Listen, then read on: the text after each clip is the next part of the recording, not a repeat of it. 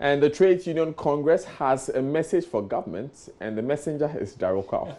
Yes, indeed, Daniel. The Trade Union Congress is charging government to stay within budgetary plans and avoid going back under the strenuous conditions of the International Monetary Fund.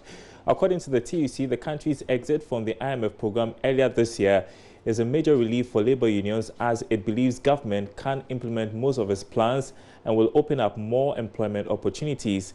There is more in this report. This is the first time the IMF is visiting Ghana after the country exited the credit facility program. In line with Article 4 consultation meetings, the board is optimistic Ghana's economy is strong and capable of ending the year on a positive growth rate. The Trade Union Congress has applauded efforts by government to stabilize the economy without control of the IMF and maintains the country is not prepared to be under the fund's control in future. Chairman of the TUC, Richard Kwesi Abua, charged government to be firm in its development agenda and not deviate from earlier pronouncements. We are thankful that we are no more under IMF control. And so their coming in is also good. In a way, we need people who will be able to point to us whether we are on the right path or not. Else, we may deviate from the agenda that the nation has set for itself.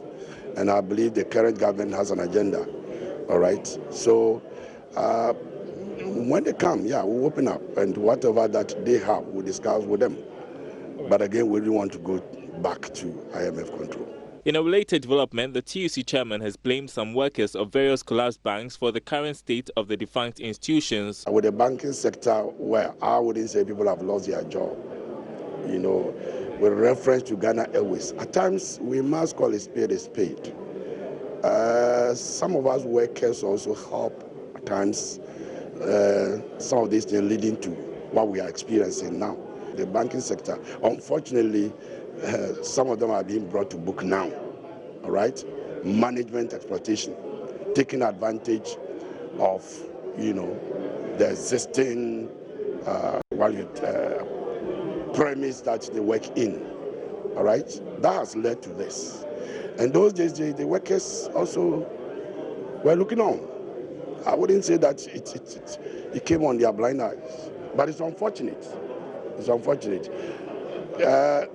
Currently, they've lost their job, but I don't think that they've lost their future.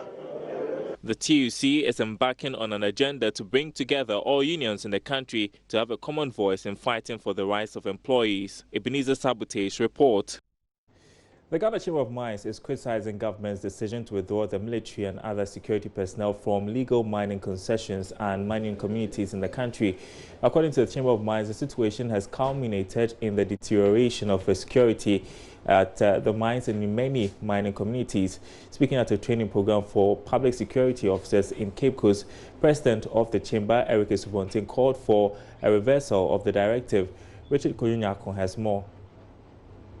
In the last 10 years, the minerals and mining sector's contributions to direct domestic fiscal receipts was in excess of 12 billion Ghana cedis, which translates into an average share of 18.4% of direct domestic revenue mobilized by the Ghana Revenue Authority. But the mining sector is seriously under threat, according to the president of the Ghana Chamber of Mines. At the training program for public security officers in Cape Coast, President of the Chamber of Mines, Eric Esubontin, called on government to reverse the withdrawal of security personnel that protect the mining sites.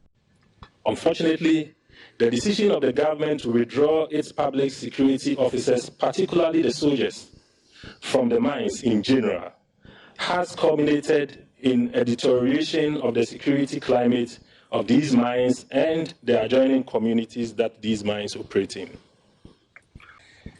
The current strategy of government to deploy its security officers to a mine only after the occurrence of serious incidents does not augur well for the operations of our members and the strategic interests of the state. Indeed, the state owns shares in most of these companies. It is common knowledge that the private security guards that our member companies contract are not equipped and trained to handle the threat posed by the armed illegal miners and other miscreants who pose grave challenges to the rule of law and the country's reputation as the bastion of mining in the West Africa sub-region and indeed in the larger continent. The Ghana Chamber of Mines CEO says while the chamber acknowledges and respects government prerogative in deploying public security officers to protect high-value investments, they suggest that it must not be done in a manner that makes the business community worse off.